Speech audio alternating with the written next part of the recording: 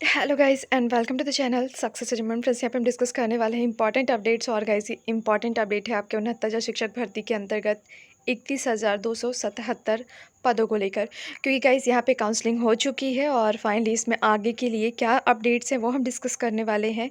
और साथ ही साथ गाइस, जो बची हुई सीटें हैं उसको लेकर सुप्रीम कोर्ट के ऑर्डर को लेकर हम डिस्कस करेंगे, क्योंकि भाटी मैम ने यहाँ पे कुछ बातें कही है जो बची हुई सीटें हैं उनको लेकर। तो गाइज़, उसके बारे में डिस्कस करने वाले हैं। वहीं 31,277 सीटों पे जो काउंसलिंग हुई है उसके अंतर्गत भी कुछ गलतियां देखने को मिल रही हैं, कुछ त्रुटियां हुई हैं, उसके बारे में हम डिस्कस करने वाले हैं। सो गाइस, चैनल को पहली बार विजिट कर रहे हो आप तो चैनल को सब्सक्राइब करिएगा, बेल आइकन को प्रेस करिएगा ताकि जो भी लेटेस्ट अपडेट्स हो वो आप तक पहुंच सके। गाइज़, यहाँ पे बात करें 31,277 सीटों को लेकर, तो एक तरफ काउंसलिंग हो चुका है और नियुक्ति पत्र दे दिया गया है। लेकिन गाइज़, यहाँ पे एक बहुत बड़ी त्रुटि देखने को मिल रही है, और वो त्रुटि ये है कि सेमेस्टर में फ़ेल होने के बाद भी लोगों को नियुक्तियाँ मिल चुकी हैं।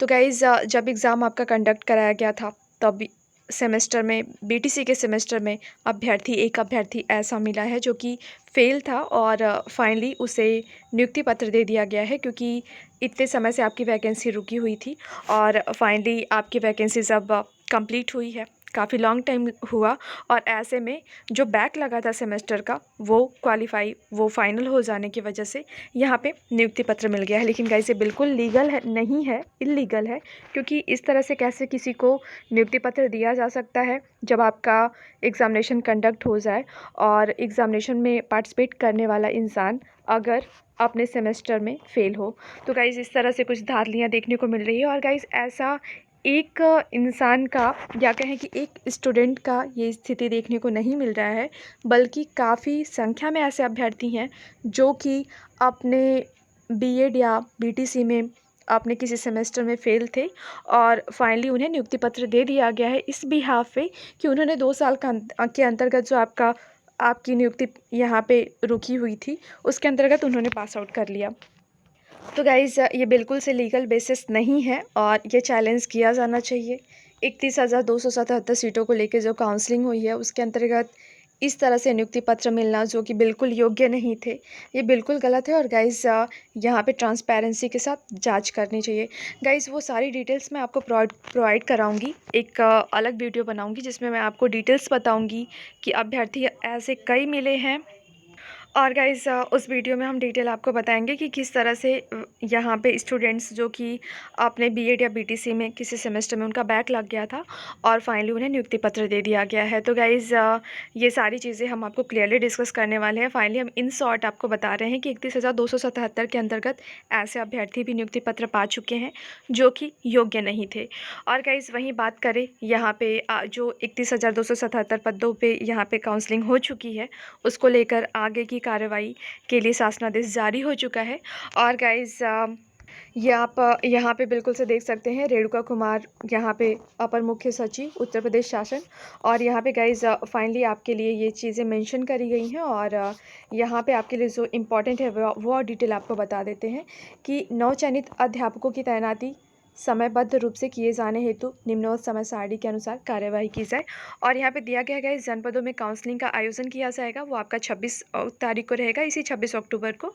और यहाँ पे 26 अक्टूबर से लेकर 28 अक्टूबर तक ये आपका रहने वाला है। नवचयनित सहायक अध्यापकों को विद्यालय आवंटन की कार्यवाही जो की जाएगी वो 28 तक तो आपका काउंसलिंग का होगा, और 29 से लेकर 30 तक का आपका ये करा लिया जाएगा। और अध्यापकों द्वारा विद्यालय में कार्यभार ग्रहण किया जाना तो वो आपका 31 से लेकर 3 तारीख तक का होगा। तो फाइनली ये आपका शेड्यूल रहने वाला है, और ये डिटेल्स आप यहाँ पे देख सकते हो। तो शासनादेश ये जारी हो चुका है गाइस, और फाइनली आपको विद्यालय फाइनली आवंटन हो जाएगा जो वो आपका 3 नवंबर तक कर दिया जाएगा।